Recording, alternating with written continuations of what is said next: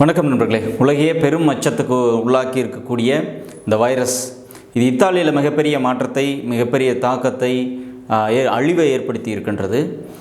தமிழ்நாட்டில் என்ன மாதிரியான தாக்கம் அடுத்த ஒரு சில வாரங்களில் இருக்கும் அப்படிங்கிறத பற்றி ஒரு அதிர்ச்சிகரமான ஒரு கணிப்பை நான் உங்களோட ஷேர் பண்ணிக்கிறேன். இது பயத்தை உண்டு பண்ணக்கூடிய நேரம் அல்ல, ஆனால் கண்டிப்பாகவே நாம் ஒவ்வொருவரும் பயந்து இருக்க வேண்டிய ஒரு நேரத்தில் இருக்கின்றோம். ஆகவே இத்தாலி வெர்சஸ் தமிழ்நாடு, இதை ஒப்பிட்டு பார்க்க வேண்டிய ஒரு மிக மிக மிக மிக அத்தியாவசியமான ஒரு தருணத்தில் நாம் உட்கார்ந்துட்டுருக்கோம். இத்தாலிங்கிறது ஒரு நாடு, இந்தியாங்கிறது ஒரு நாடு. இந்தியாவையும் இத்தாலியும் தான் நம்ம கம்பேர் பண்ணி பார்க்கணும். இத்தாலி உள்ள ஏற்பட்ட அந்த அழிவுகளையும் இந்தியாவில் ஏற்பட்டக்கூடிய பாதிப்புகளையும் தான் நம்ம கம்பேர் பண்ணி பார்க்கணும் அப்படின்னு நீங்கள் நினைக்கலாம். நோ, இத்தாலி வெறும் ஒரு 6 முதல் 6.5 கோடி மக்கள் தொகை மட்டுமே கொண்ட ஒரு நல்ல உயர்ந்த சுகாதாரம் நிறைந்த ஒரு நாடு. வெறும் 6 to 6.5 கோடி மக்கள் தொகை தான் மொத்த நாட்டிலையும். இந்தியாவில் 130க்கும் மேற்பட்ட 130 கோடிக்கும் மேற்பட்ட மக்கள் தொகை கொண்ட ஒரு நாடு இந்தியா. அப்போது இந்தியாவையும் இத்தாலியும் கம்பேர் பண்ணுறது சரியானதாக இருக்காது. தமிழ்நாடு ஒரு 8 கோடி மக்கள் தொகை கொண்ட ஒரு மாநிலம். இத்தாலி நாட்டையும் தமிழ்நாட்டையும் ஒப்பிட்டு பாருங்கள், என்ன நடந்திருக்கு, அடுத்து தமிழ்நாட்டுக்கு என்ன நடக்க போகுது, என்ன அச்சம் நாம் பட வேண்டும் என்பது மிக மிக தெளிவாக இந்த ஒப்பீட்டில் உங்களுக்கு தெரியும். இத்தாலி நாட்டில் பார்த்தீங்கன்னா ஆரம்பத்தில் ஒரு 3 கேஸ் தான் சஸ்பெக்ட் பண்ணாங்க. இத்தாலியில் ஆரம்பத்தில் 2-3 கேஸ் மட்டும் கண்டுபிடிக்கப்படும் போது மற்ற நாடுகள் கிட்டத்தட்ட ஜப்பான்லாம் ஒரு 10 கேஸ் கிட்ட அப்போ ஆயிருந்தது. சவுத் கொரியா 10 கேஸுக்கு மேலே ஆயிருந்தது.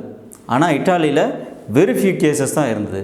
ஆனால் நாளாக ஒவ்வொரு வாரம் ஒவ்வொரு நாட்களும் கேஸ் மல்டிப்ளை ஆகிட்டே இருக்குது. இன்றைக்கி ஸ்டேட்டஸ் படி பார்த்திங்கன்னா சவுத் கொரியாலாம் கீழே போயிட்டாங்க. இத்தாலியோட அஃபெக்ட் பார்த்திங்கன்னா 59,138 கேசஸ் டிடெக்ட் பண்ணிட்டாங்க. அதில் 5,476 மரணங்கள் ஏற்பட்டிருக்கிறது இந்த வைரஸ் மூலமாக. மக்கள் தொகை எவ்வளோங்க? வெறும் 6.5 கோடி மக்கள் தொகை உள்ள ஒரு நாட்டில் ஒரு 2-3 வாரத்துக்குள்ளே 5,476 பேர் கொத்தா ஒவ்வொரு சிட்டிலையும் மரணம் அடைகிறாங்க அப்படின்னா அந்த நிலையை நம்ம யோசித்து கூட பார்க்க முடியல. அது ஒரு கிட்டத்தட்ட உலகத்தினுடைய அழிவுக்கு வந்துட்டோமோங்கிற மனநிலையை உண்டு பண்ணக்கூடிய, கண்ணில் நேரடியாக பார்க்கக்கூடிய ஒரு சம்பவம். அது நம்ம இங்கேருந்து பார்க்குறதுக்கு நமக்கு அது எளிதாக ஈஸியாக நமக்கு தோணலாம். ஆனால் இதே மாதிரியான ஒரு சூழ்நிலையை தமிழகத்திலும் கற்பனை செய்து பார்க்க வேண்டிய நிலையில் நாம் இருக்கின்றோம். ஏன்னா தமிழ்நாட்டிலையும் ஃபியூ கேசஸ், இது வரைக்கும் 9 கேஸ் ஃபைண்ட் அவுட் பண்ணியிருக்கிறாங்க. இன்றைக்கி கிட்டத்தட்ட 3வது வாரத்தை நம்ம கடந்து 4வது வாரத்தில் இருக்கிறோம். அதாவது கேஸ் கண்டுபிடிச்சதுலேருந்து இப்போது 4th வீக்கில் நம்ம இருக்கிறோம். தமிழ்நாட்டின் மக்கள் தொகை 8 கோடி. இந்த 8 கோடி மக்கள் தொகையில் இத்தாலியில் நடந்த மாதிரி அடுத்த 3 வாரங்களில் இந்த கேசஸ் ஒவ்வொரு நாளும் மல்டிப்ளை ஆகிறதுக்கு வாய்ப்பு இருக்குது. காரணம் என்னென்னா, இத்தாலியை விட இன்னும் அதிகமான வேகத்தில் பரவுறதுக்கு வாய்ப்பு இருக்குது நண்பர்களே. காரணம், இத்தாலியில் ஒரு ஸ்கொயர் கிலோமீட்டர் பரப்பளவு இடத்துல ஒரு 206 பேர் தான் வாழ்வாங்க.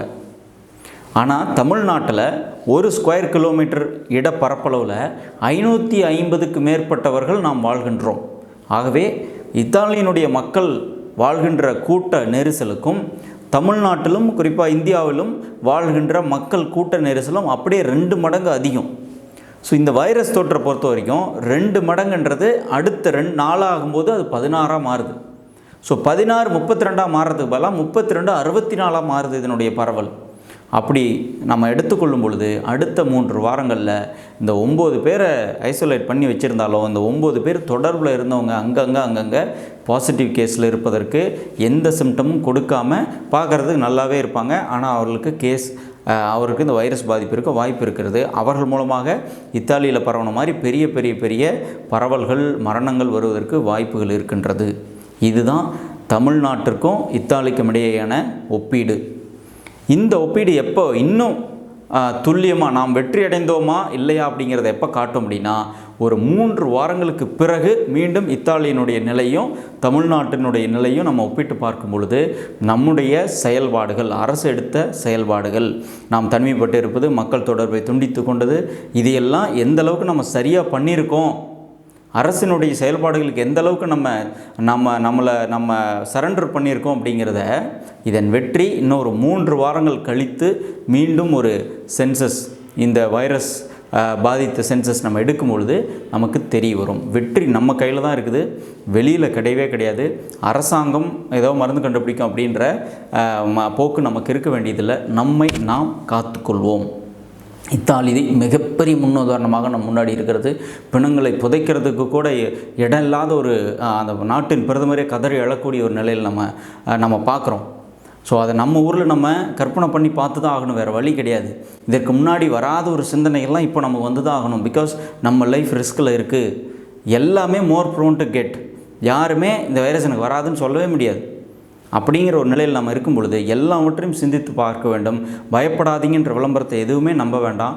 நானே ஃபஸ்ட் வீடியோ பயப்படாதீங்கன்னு தான் பேசியிருந்தேன். பட் நாட்கள் போக போக போக சூழ்நிலைகளை அனாலிசிஸ் பண்ண பயப்படாதீங்கன்றதில் பயப்படுங்க. நான் சொல்கிறேன், தயவு செஞ்சு பயப்படுங்க, பயந்துருங்க. பயத்தை உருவாக்கித்தான் ஆக வேண்டும் அடுத்த 3-4 வாரங்களுக்கு. அப்பொழுது தான் நாம் பிழைத்து கொள்ள முடியும். பயம் என்பது ஒரே ஒரு விஷயத்துக்கு மட்டும், வெளியே போக வேண்டாம், மக்களோடு தொடர்பில் இருக்க வேண்டாம், மற்றபடி ரிலாக்ஸ்டாக ஜாலியாக நீங்கள் வீட்டில் இருக்கலாம். இந்த இத்தாலிக்கும் தமிழ்நாட்டுக்குமான ஒப்பீடு அவங்க ஒரு வெற்றிகரமான ஒரு ஆக்கப்பூர்வமான ஒரு மாற்றத்தை நமக்குள் கொண்டு வர வேண்டும். பகிருங்கள். நன்றி.